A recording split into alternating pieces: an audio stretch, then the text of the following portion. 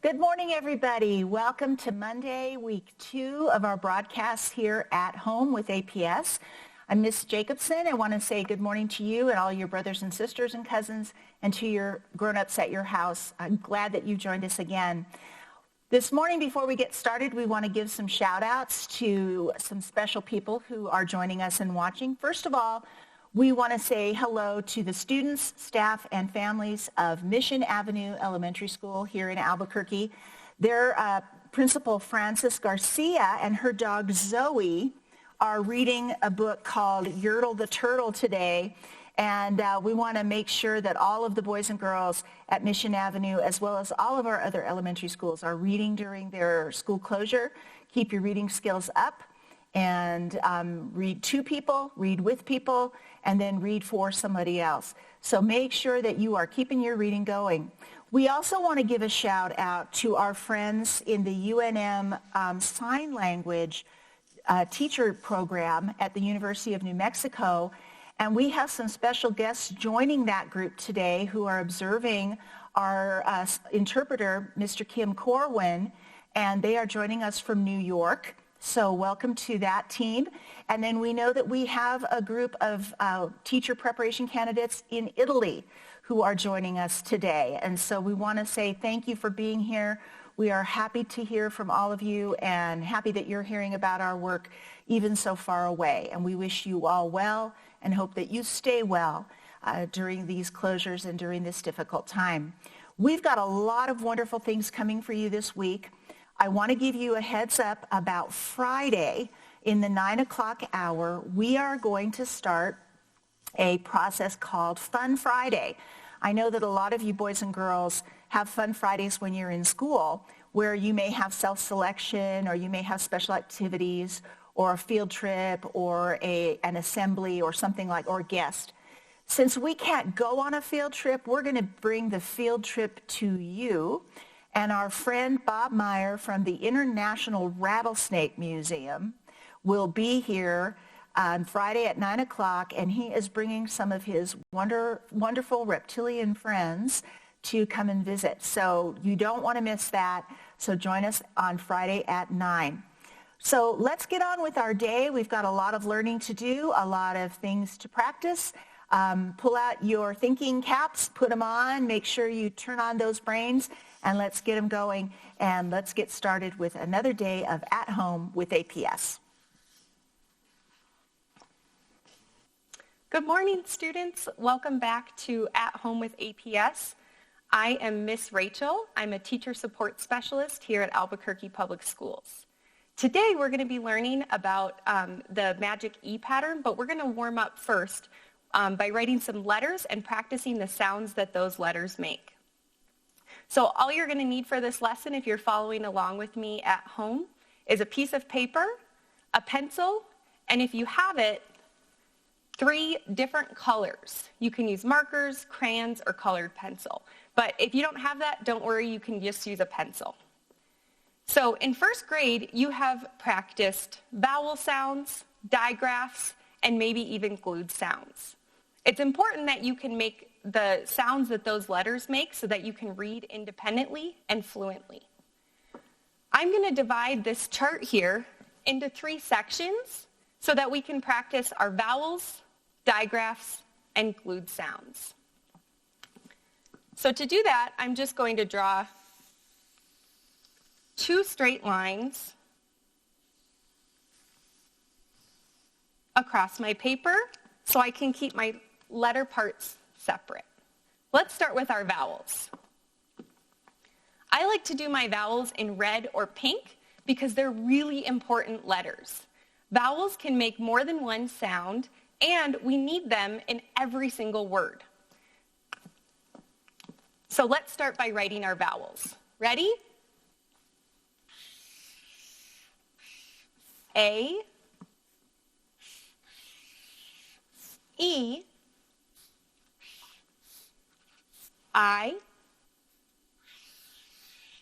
O, U. Great job. Now let's practice making the sounds of our vowels.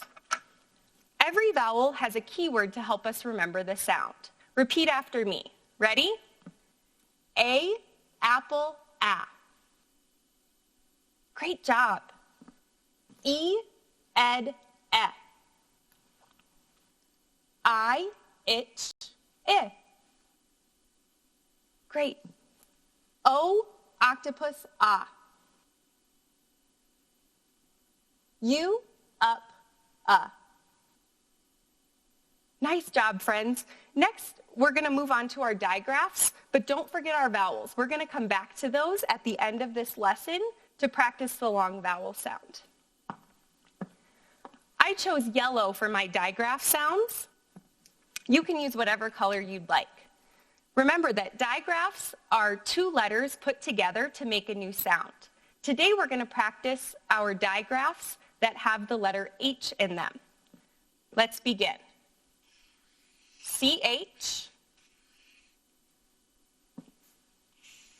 TH, WH, and SH.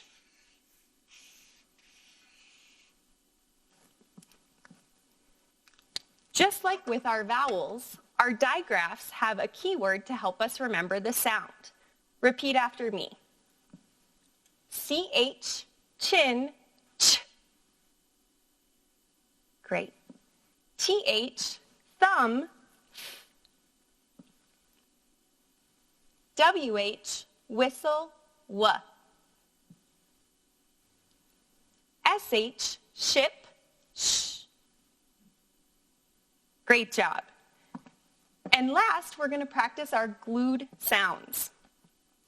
I'm going to write my glued sounds in green. Glued sounds are two sounds together that are easy to blend. The glued sounds we're practicing today all have the letter A in them. Let's write them. A-N, A-M,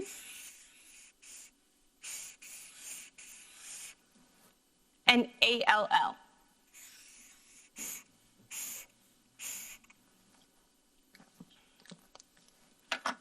Now let's practice the letter keyword sounds. Ready? A-N, fan, an. A-M, ham, am. A-L-L, ball, all. Great job, friends. Now, to keep practicing at home, you can keep this chart and you could have a grown-up ask you what letter makes the sound eh, for example. You got it. It's E. Let's try another one. You point to your chart at home, okay? What letter says all? Did you get it? Yes, A-L-L. What letter says ah? Very good. O. What letter says an? Yes, A-N. So you can continue practicing at home by having a grown-up ask you to point to a sound. If this gets to be easy for you, when a grown-up asks you for a sound, you can write the letter on your own. Try to make a goal for yourself by remembering all of these letters and sounds by the end of the week. Now, let's look back at our vowels here to practice the long vowel sound. This will get us ready to build some words with the magic E pattern. Like I said, vowels can make more than one sound. Let's practice the letter keyword sound for the long vowel pattern. Ready? A, safe, A. E, Pete, E. I, pine, I. O, home, O. U, mule, U. Great job. Now, those vowels made a long sound, but why do they make that sound? Let's let's talk a little bit about the magic E pattern. By the end of first grade, it's important that you can recognize the magic E pattern and read words with that spelling. I'm going to make a chart over here that shows our magic E pattern. It is a consonant,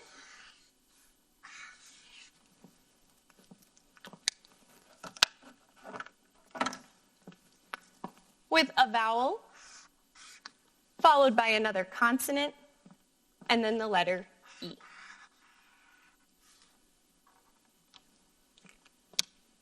The E is magic because he hops over the consonant and sprinkles dust on the vowel that allows the vowel to say his name. Let's practice an example.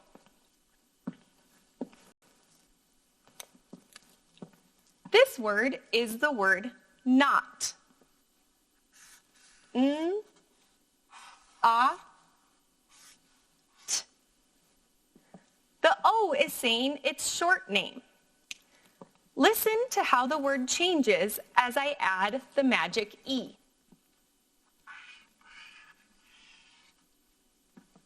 Now the word is note.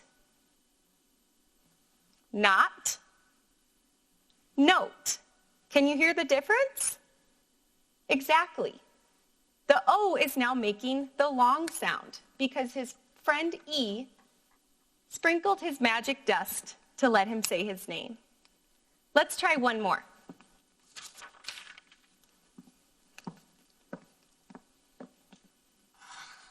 I'm going to write the word cap. K, a, p, cap. Now let's hear how the E changes this word. K, a, p, cape. Very good. Notice we don't hear the E make a sound at the end. He's silent. Let's try one more. I'm going to start by writing a nonsense word. N, a, nam. Very good. Now let's add an E onto this word. Can you think of how this word will change?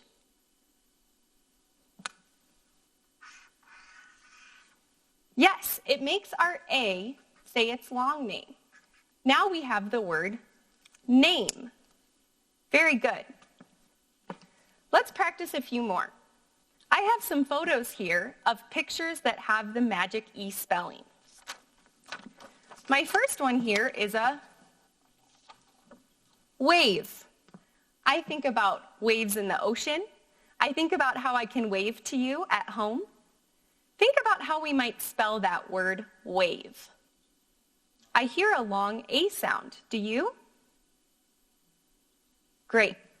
Now, when I spell words, I like to tap them out first to count the sounds.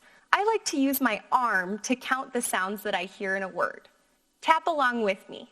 Ready? W, A, V. Wave. How many sounds did you hear? I heard 3 too. I'm going to draw 3 lines to represent the sounds that I heard. W, A, V. And then I can fill in my letter sounds. Let's go back. The beginning sound was W.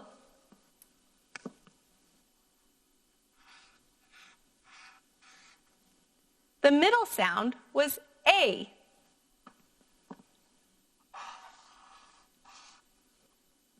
And the ending sound was V. What letter says V? Yes, V.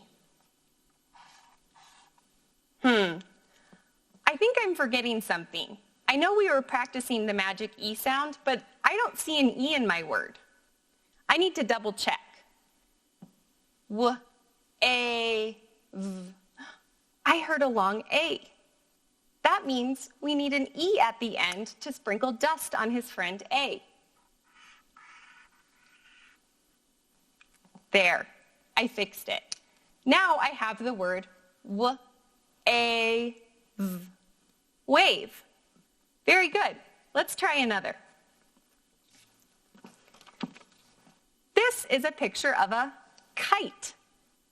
I imagine the kite flying in the sky. Let's tap out this word to hear how many sounds there are. Ready? K, I, t, kite. I heard 3 sounds again. K, I, t. Now let's go in and fill in the letters. Ready? K. That sound is K. The middle sound was K-I, the letter I. Oh, I remember from last time that I need a magic E with my I to let him say his name. So I'm going to add that in right away. And let's go to the last sound. K-I, t, t is the letter T. I should still double check my work and make sure that I wrote it correctly. K-I, t, kite. Great job. Let's try one more. This is a picture of a dime. You might have a dime in your house. It is a coin that is worth 10 cents. Let's tap out that word again. Ready? D-I-M. Dime. Yes, I heard 3 sounds again. D-I-M. Let's add in the letters. The first sound was D. What says D? Yes, D.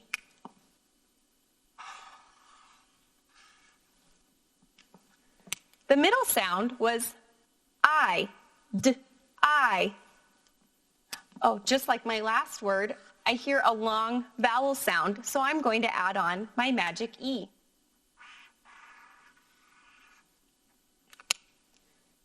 D-I-M. M.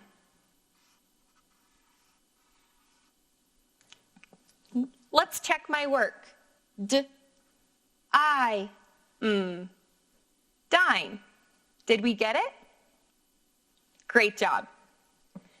Now, you can continue practicing at home by looking around your house for things that have the magic E spelling. I'm thinking what I have with me, here I have a phone. F-O-N. That has the magic E spelling. On my wrist, I have a watch that helps me tell the time. T-I-M. Can you think of other things around your house that might have the magic E spelling? Great. I want to challenge you to find 10 objects in your house that have a long vowel.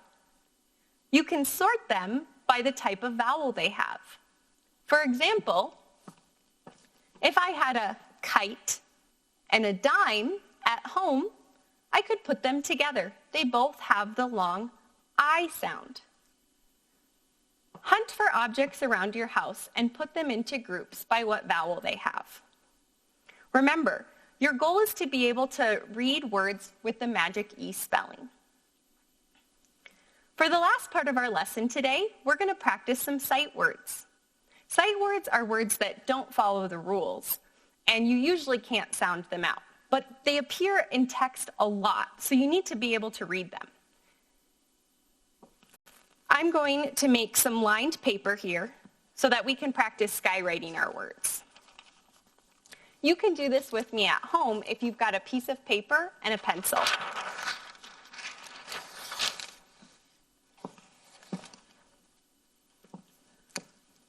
Our lined paper is just 2 straight lines with a dotted line in the middle.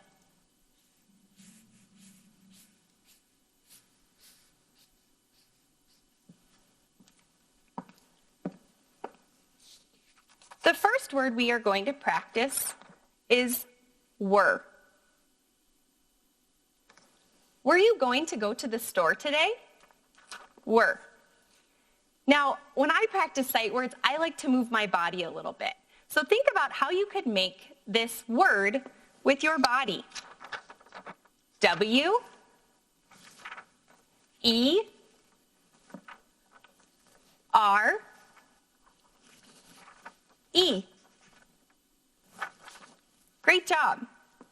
Now, let's skywrite the word. To skywrite, you're going to want to use your arm and make big movements. The more you move your body, the better your brain will remember the words, and it will prepare you to write the word. So let's practice. Ready? W, E, R, E. Very good. Now let's write the word using our handwriting paper. All of the letters in the word were are going to start at the dotted line. Ready? W, E, R, E. Were. Very good. Let's try the next one. This is the word are. Are you a student? Yes, you are. So again, let's think about how to make this word with your body. We kind of have to use uppercase letters to spell with our body, but that's okay. Think about how to make the letter A. R. E. Great job. Now, let's write this word before we skywrite it. I'm going to make another set of handwriting lines.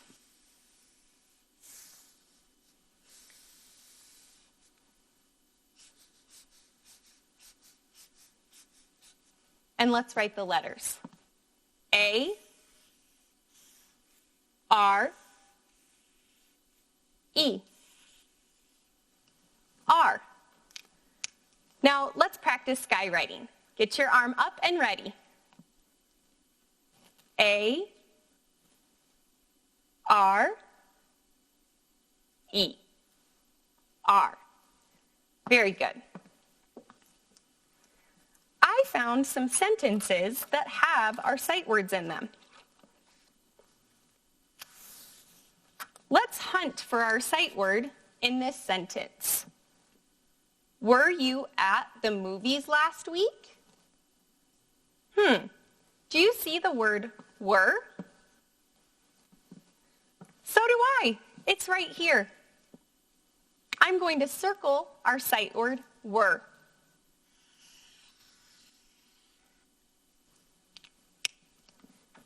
Our next sentence says,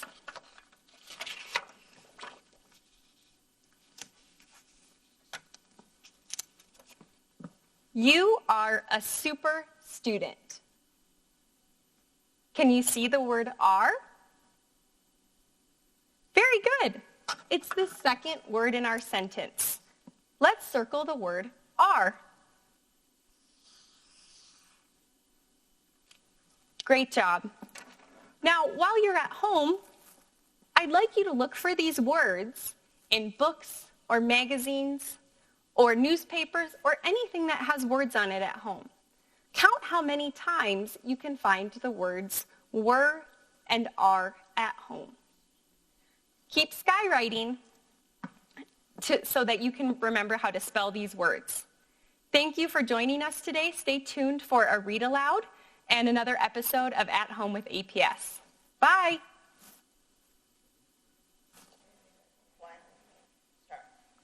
Good morning, friends, and welcome back to At Home with APS. Today I'm going to be reading a book to you called What Do You Do with an Idea? This book was written by Kobi Yamada. I really enjoy this book and all of the beautiful illustrations. All of these illustrations are also done with pencil. So to be a great artist, all you need is a pencil. One day, I had an idea. Where did it come from? Why is it here, I wondered. What do you do with an idea? At first, I didn't think much of it. It seemed kind of strange and fragile. I didn't know what to do with it, so I just walked away from it. I acted like it didn't even belong to me. But it followed me.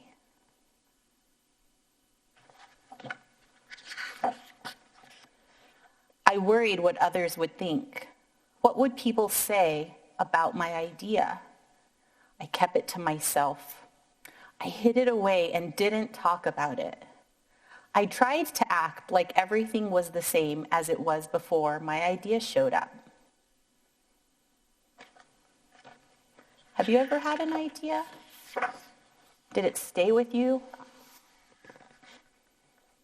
But there was something magical about my idea.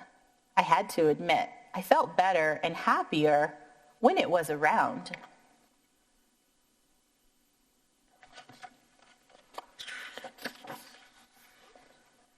It wanted food, and it wanted to play.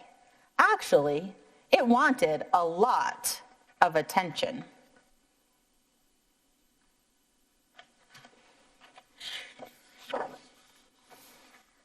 It grew bigger, and we became friends.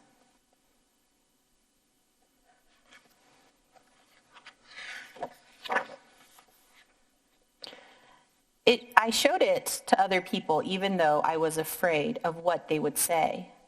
I was afraid of what people saw it. They would laugh at it. I was afraid they would think my idea was silly. And many of them did. They said it was no good.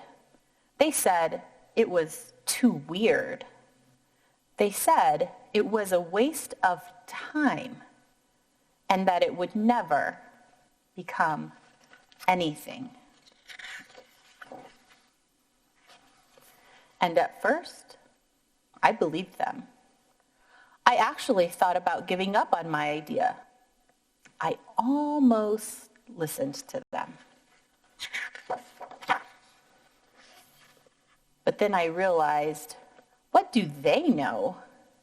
This is my idea, I thought. No one knows it like I do. And it's okay if it's different and weird and maybe even a little bit crazy. I decided to protect it, to care for it. I fed it good food. I worked with it. I played with it. But most of all, I gave it all my attention. My idea grew and grew. And so did my love for my idea.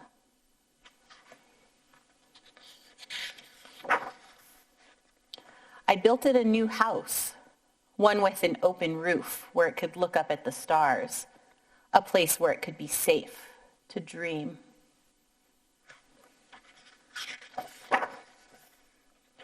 I liked being with my idea. It made me feel more alive, like I could do anything. It encouraged me to think big and then to think bigger. It shared its secrets with me. It showed me how to walk on my hands because it said, it's good to have the ability to see things different.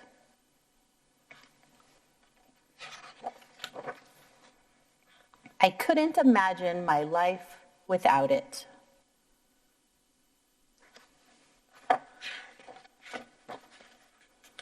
Then, one day, something amazing happened. My idea changed right before my very eyes. It spread its wings, took flight, and burst into the sky. Wow.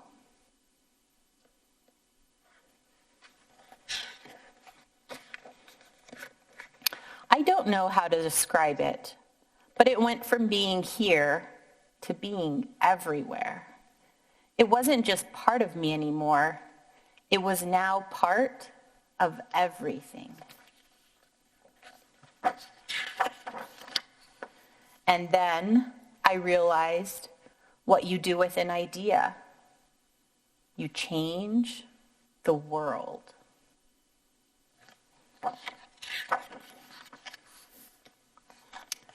That's the end of my story for today. So, what do you do with your ideas? Do you think about them? Do you write them down or draw pictures? Today we're going to talk a little bit about how you can take an idea and change it into a writing of a story or drawing of an illustration if you don't want to write it. But where do you get your ideas from, and what do you use as your inspiration? Sometimes when I'm thinking about an idea and what I want to write about, I use things from my house or from things that I do every day at my school site. So sometimes it can be a bird flying by in a tree or a bus that I wonder where it's heading to. And I use those inspirations to help me come up with my ideas. And just like in this story, I think about those ideas and I play with them for a little while. And I wonder where that idea could continue to go.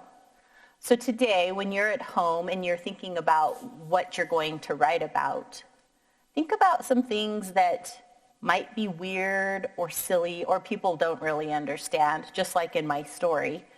And how will you start to write about them? You can start by jotting down words that you think of. You can write them on paper. You can write them outside on chalk on the sidewalk, or you can draw them in a coloring book. You can start to think about what would that look like if I had an inspiration of something. Who would be in that inspiration with me? Is it people or animals or something silly that I want to make up all by my own, maybe aliens or monsters? And then what will they do? Where will they go? You can write stories about anything you want when you're working at home. Use some of the words today that you learned, or just draw pictures to draw about your story. But make sure that you keep that inspiration alive and don't give up on those amazing ideas that you have. I hope that you will write something down today and share it with a grown-up at your house or a little brother or sister, or maybe even save it and send it to your teacher. I'm sure she would love to see what you've written. So what will you do with your idea, and who will you share that idea with? Hopefully this book gave you some inspiration and you can get started on some writing today. Coming up next with Miss Maggie, she's going to share a great idea with you that could also bring some inspiration to your writing. So we hope to see you soon. And don't forget to come back with At Home with APS.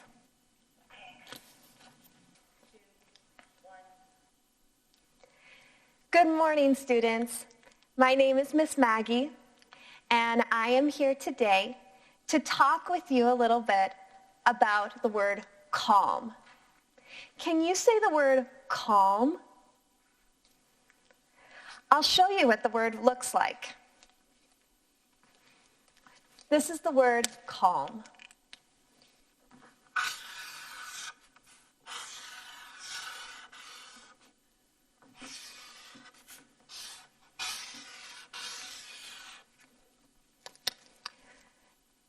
Calm.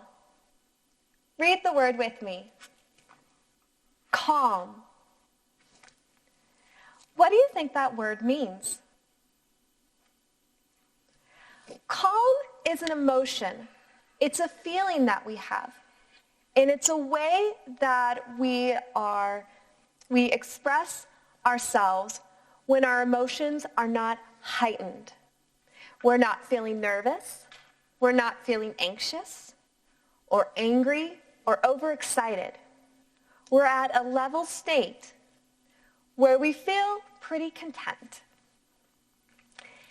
In stressful times like these, sometimes it's hard for us to stay in a place of calm.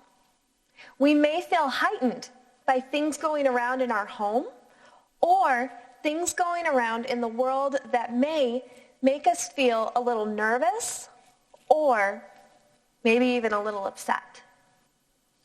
These are all feelings that we can have, and it's okay to have those feelings. Every person has them.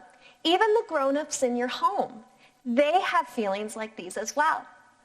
And there are many different ways that we can look at creating more calm in our life. So that way we don't have to feel nervous and we don't have to feel overly excited about things going on around us. Here are some things that it might look like when we're calm.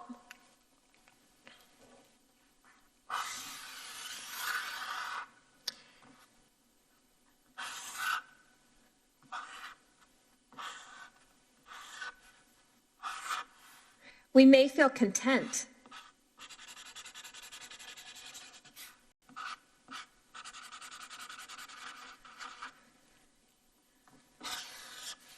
This is the word content.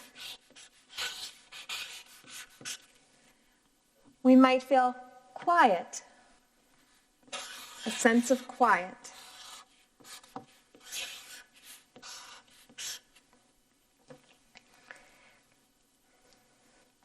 And we may even feel serene.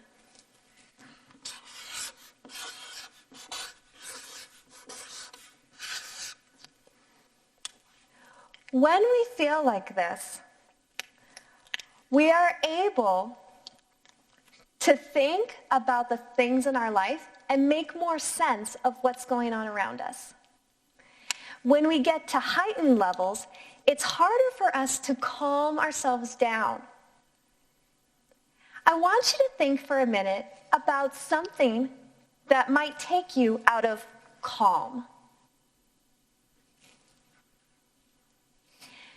Maybe it's your sibling picking a fight with you. Maybe it's that your favorite crayon just broke. It could be that something that you treasure dearly is lost and you can't find it. Any of these things could be something that takes us out of calm. So what do you do to bring yourself back? I'll show you.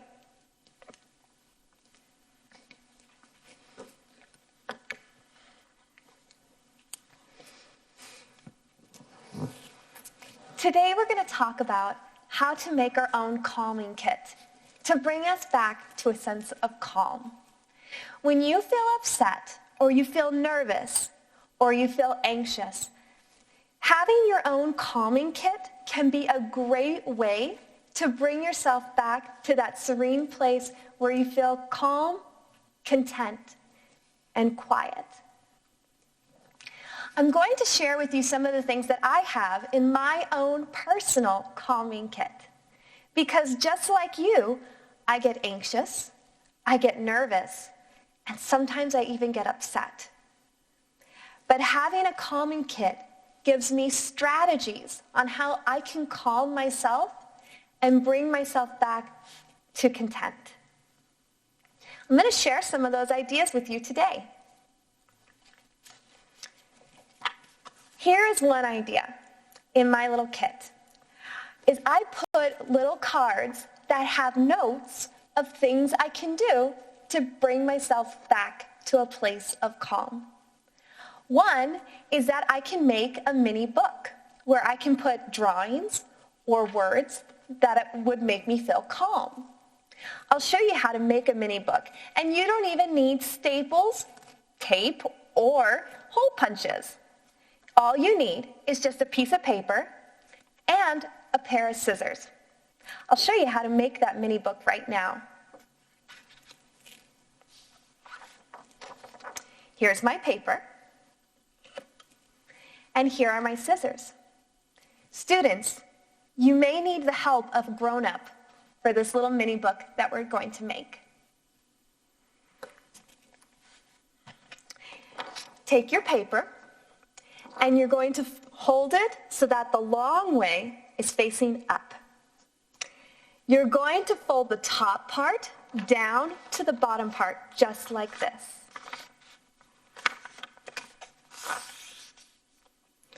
Now, you're going to take the two corners and you're going to fold them together.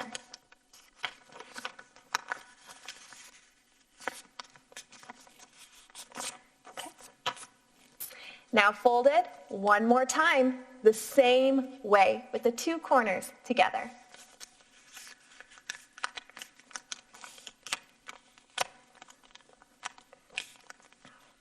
Now, unfold your paper.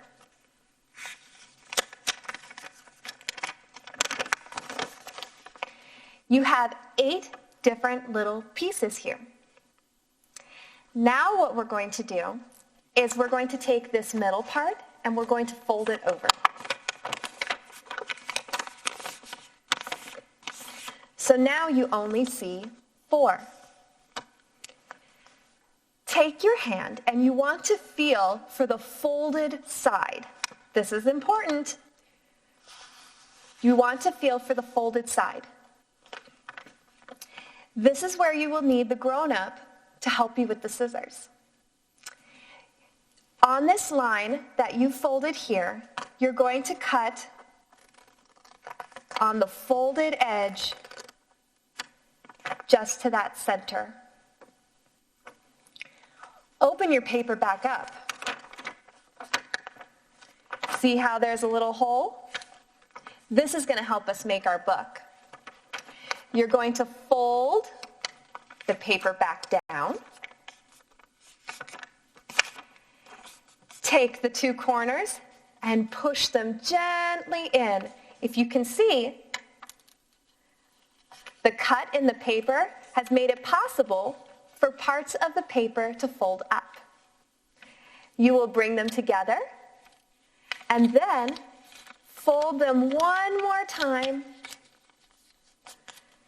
And voila, you've made your own little book that has its own tiny spine, and you didn't even need any staples.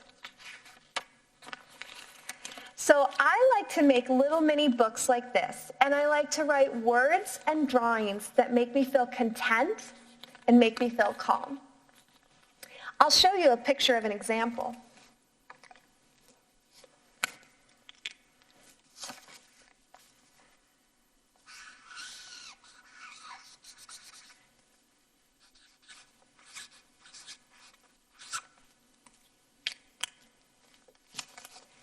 Here's one example of something that makes me feel calm. Music. Music is something that makes me feel calm. I wrote the word and I drew a picture of it. This is something that you can do at home as well. Is you can make little mini books of things that make you calm. And when you feel like it, you can pull out your little mini booklet and you can open it back up to these items and read them and look at your pictures to help you feel calm. Here are some other things that are in my calming kit. Oh, this one's one of my favorites. Hug a stuffed animal. I have lots of stuffed animals at home. In fact, just like Miss Jacobson talked about earlier in a couple of weeks ago, I have my own collection at home. I have a collection of stuffed animals. Every time I go to a zoo or an aquarium, here or in other states, I always get a stuffed animal.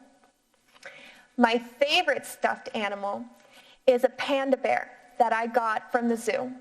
His name is Bamboo. Maybe someday I'll bring him in to show you. But I have one stuffed animal here. This little parakeet. And if I'm feeling stressed, I might come to this stuffed animal and I might hug him. And that feeling, that tight feeling, and that fuzziness of that stuffed animal is just enough sometimes to help me calm down. So hugging a stuffed animal, maybe your favorite stuffed animal, can be a great way to bring yourself back to a place of calm. Let's talk about a couple of other things that I have in my calming kit. Here's another one. Do a logic puzzle. I love puzzles. I have tons of them at home. Maybe you might have some puzzles as well. Sometimes sitting down in a space with a puzzle can be a great way to bring yourself back to a place of calm. Ooh, here's another item that's in my calming kit.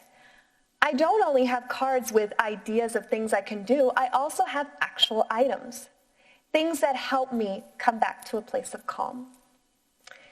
This is a little bag that I made, and it has rose petals, lavender, and a couple of other herbs in here that help it to smell nice.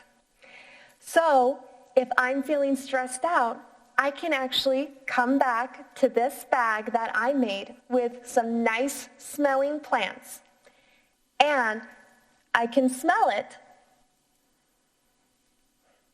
and it helps me come back to a sense of calm. Sometimes all we need is just something that smells nice. And it doesn't necessarily have to be a little bag. You might have a candle in your house that smells nice.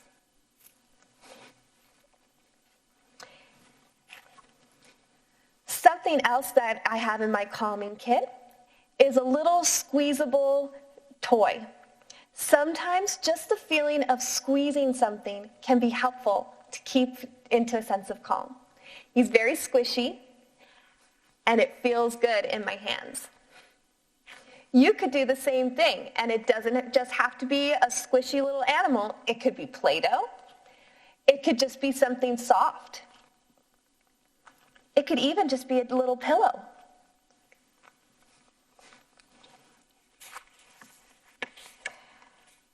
Another thing that helps me come back to this place of calm is a good book.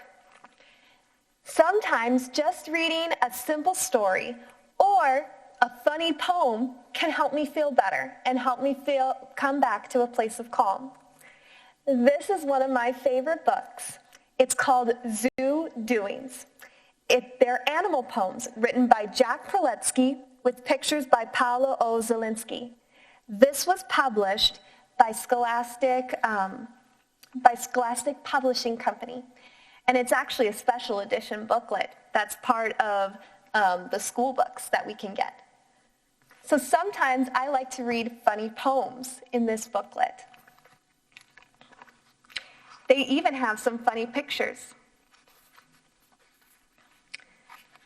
This is an example of one on the sheep. This one's a funny poem that I like to read often. Sheep are gentle, shy, and meek. They love to play at hide and seek. Their hearts are softer than their fleece, and left alone, they live in peace. That's such a calming poem. It makes me think of soft sheep and how they just wander around the fields. So that helps me come back to a place of calm.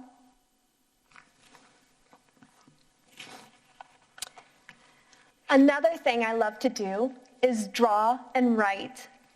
That can help me come back to a place of calm. This can be in my calming kit as well. This is my journal that I keep at home. It's a special one that my grandmother gave to me. She gave it to me so that way whenever I felt upset or happy, I could write down any emotion that I wanted to in this journal. I can also just draw pictures in here as well to express my emotions. Having something like this can be very, very helpful, especially if you want to look back on times when you were feeling anxious and you want to reflect back and think, how did I solve that problem then? How did I come back to my place of calm? If you don't have a journal like this, you could also continue to use your mini book. And that can be a way that you can keep a journal of how you remain calm in those hard situations.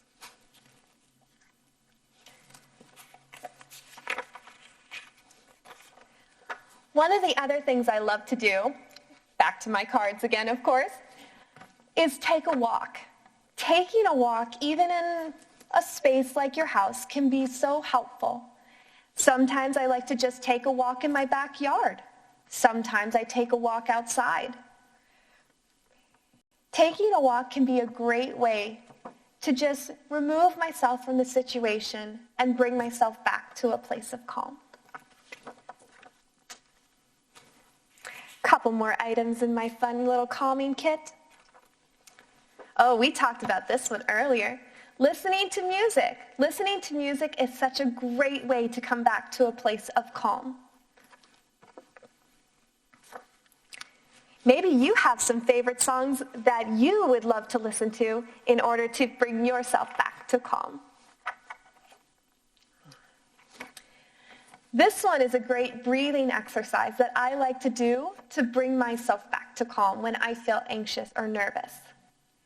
These are inhales and exhales. I like to do these in my house sometimes by raising my arms up when I'm inhaling and bringing them back down when I exhale. I'll show you an example. I'll do 10 of them and show you how this works. If I inhale, I'm taking a deep breath in. When I exhale, I release my arms. Try it with me. Let's do 9 more.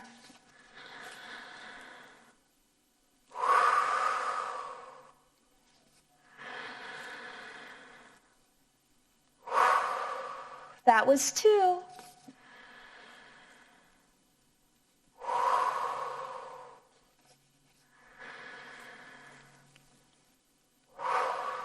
5 more. Can you count them with me? 1, 2, 3, 4,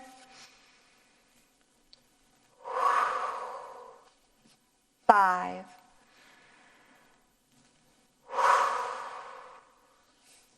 See, don't you already feel better?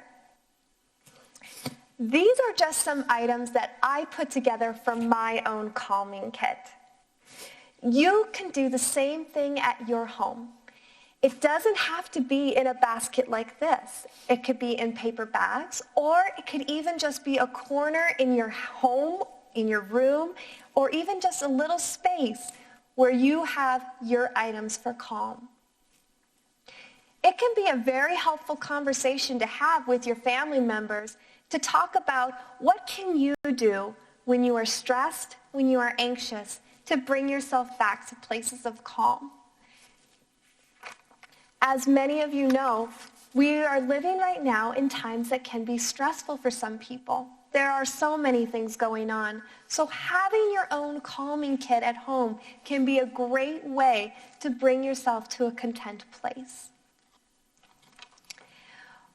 You can look at your home for many of these items, or you can even make them, especially the little mini book that I showed you how to make today. We did so many wonderful things in this episode. Miss Rachel came to you today and taught you all about the wonderful Magic E. Miss Q read a wonderful story about ideas and how you can use ideas in your own writing. And then I talked to you today about making your own calming kit to help you bring yourself back to places of calm in these stressful times. I hope you had so much fun with us today, and we look forward to having many more adventures with you. This is Miss Maggie speaking, and on behalf of my team with Miss Rachel and Miss Q, we want to thank you so much for joining us on this episode of At Home with APS. Have a wonderful day and find your place of calm.